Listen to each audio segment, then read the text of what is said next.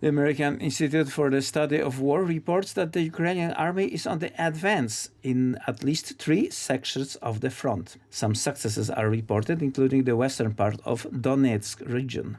Ukrainian officials have announced that their forces have moved from defensive to offensive operations in the area of Bakhmut and that they are gaining between 200 meters and almost 2 kilometers on the outskirts of the town. President Zelensky has yet to officially confirm reports that a counteroffensive has been launched, despite US media reports for several days now that the Russians have been pushed out of occupied Ukrainian territory. In the Donetsk region, very heavy fighting, but I'm grateful to everyone who has contributed, because you can see the results. Bakhmut, well done. We keep going. We take it one step at a time. After President Zelensky visited the flooded areas of Kherson region yesterday, the Russians shelled an evacuation point. Civilians forced to leave their homes have gathered there. The situation is being monitored by the United Nations. United States President Joe Biden says that he believes the United States will have the necessary funding to support Ukraine for as long as it takes, as Russia continues its invasion. Today, we're also discussed our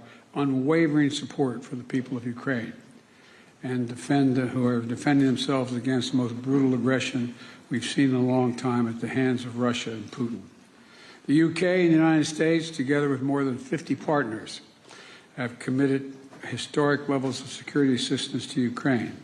And I want to thank the Prime Minister for his strong leadership, contributing significant amounts of security assistance and training Ukrainian troops so they can effectively use the equipment and ammunition we've collectively provided. In talks with the Ukrainians and particularly with Zelensky and our allies and partners on commitments to Ukraine, long-term security to deter future aggression after this war ends is a goal.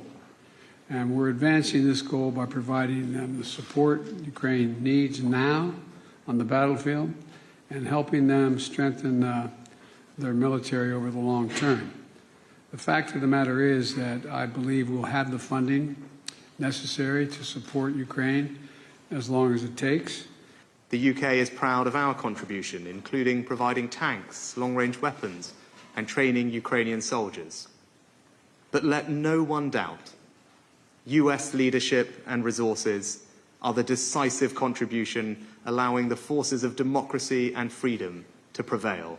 What's your preferred model for a long-term security agreement with respect to Ukraine? We're lucky to have America's investment in European security, but we need to share the burden alongside you, which is why defence spending in the UK has been above the 2% NATO benchmark. It's on an increasing trajectory, and we would encourage other countries to follow the lead that the US and the UK set, because our security is collective.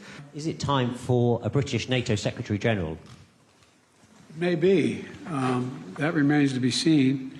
We're going to have to get a consensus within NATO to see that happen. They have a candidate who's a very qualified individual, but we're going to have we have a lot of discussion, not between us, but in NATO, to determine what the outcome of that will be.